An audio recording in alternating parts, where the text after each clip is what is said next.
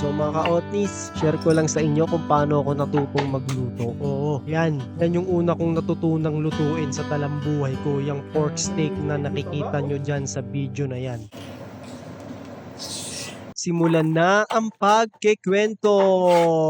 So mga ka-Otnis, share ko lang sa inyo kung paano ako natutong magluto. Kung ayaw mong marinig yung kwento ko, pwede ka nang umalis, pwede mo nang scroll up yung video na to. So elementary ako noong mga panahon na yon, siguro grade 5 or grade 6 ako noon. Hindi ko na maalala, basta elementary ako noon, wag ka nang magulo dyan. Ako nagkikwento. Yung airpot kasi namin, masarap magluto yun. Kahit anong lutuin nun, napakasarap talaga. Hindi ko ma-explain yung lasa eh. Basta nung mga panahon na yon, nung bata ako, ang masasabi ko lang sa luto ng airpot ko, napakasarap. Kahit hanggang ngayon, siguro kung matitikman nyo yung luto ng airpot ko, siguro ang sasabihin nyo na lang, ay napakasarap. Oh, wag ka nang magulo dyan. Ako yung nagkikwento. Basta sasabihin mo na lang, napakasarap. Siguro ngayon may idea ka na kung paano ako natutong magluto. Bali kay Airmat ako natutong magluto. O, kala nyo kay Airpat. Tama kayo mga ka-Otnis kung yun man yung naiisip nyo. Si Airpat ang nagturo sa akin magluto. Ay, nagpaturo pala akong magluto. Kasi natikman ko tong luto ni Airpat na pork steak na to. Oo, yan. Yan yung una kong natutunang lutuin sa talambuhay ko. Yung pork steak na nakikita nyo dyan sa video na yan. Yan yung unang-unang reseping ipinamana sa akin ni Airpat. At doon na nagsimula ipamana ni Airpat lahat ng recipe niya sa akin mga ka-Otnis. So, shinare ko lang sa inyo to mga ka-Otnis kasi tuwing niluluto ko tong pork steak ay ang naaalala ko ay si Airpat. Thank you sa'yo Airpat dahil sa mga recipe mo nasi-share ko na sa mga ka-Otnis yung mga masasarap mong niluluto. Kaya kung ako sa inyo mga ka-Otnis habang nabubuhay pa ang inyong mga magulang, magpaturo na kayo ng inyong gustong matutunan sa buhay dahil sila ang number 1 na magtuturo sa inyo. Salamat sa pakikinig sa Maalaala Mo Kayang kwento ko mga ka-Otnis at huwag nyo i-skip ang video ito dahil tikiman na!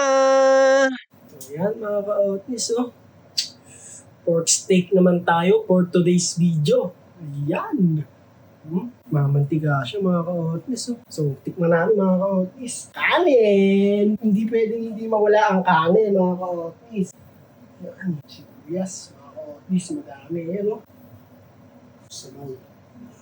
Okay, first bite! Ano? Tingnan natin gano'ng kalambot ha.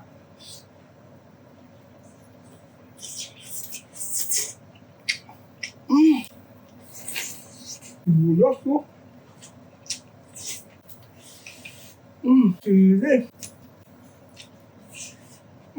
Ayan o. Nanginginig na taba o. Sarap. Sibuyas. Sili ulit. Yung mga ka-Otnis, try nyo to. Palag-palag.